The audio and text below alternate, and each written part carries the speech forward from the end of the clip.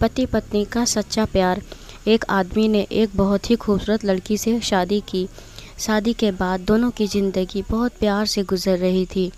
वह उसे बहुत चाहता था और उसकी खूबसूरती की हमेशा तारीफ़ किया करता था। लेकिन कुछ महीनों के बाद लड़की चर्म रोग से ग्रसित हो गई और धीरे धीरे उसकी खूबसूरती जाने लगी। खुद को इस तरह देख उसके मन में डर समाने लगा कि यदि वह बदसूरत हो गई तो उसका पति उससे नफ़रत करने लगेगा और वह उसकी नफ़रत बर्दाश्त नहीं कर पाएगी। इस बीच एक दिन पति को किसी काम से शहर से बाहर जाना पड़ा। काम ख़त्म कर जब वह घर वापस लौट रहा था, उसका एक्सीडेंट हो गया। एक्सीडेंट में उसने अपनी दोनों आँखें खो दी, लेकिन इसके बावजूद भी उन दोनों की ज़िंदगी सामान्य तरीके से आगे बढ़ती रही।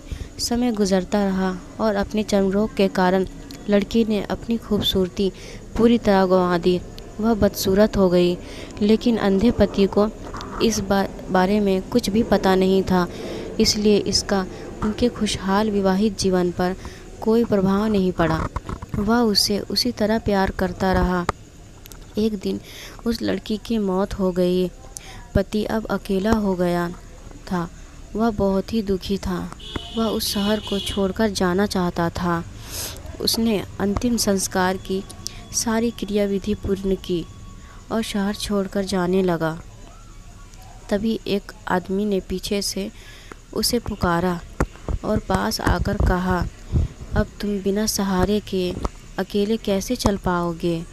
इतने साल तो तुम्हारी पत्नी तुम्हारी मदद किया करती थी। पति ने जवाब दिया, दोस्त, मैं अंधा नहीं हूँ। मैं बस अंधा होने का नाटक कर रहा था, क्योंकि यदि मेरी पत्नी को पता चल जाता कि मैं उसकी बदसूरती देख सकता हूँ तो यह उसे उसके रोग से ज़्यादा दर्द देता। इसलिए मैंने इतने साल अंधे होने का दिखावा किया।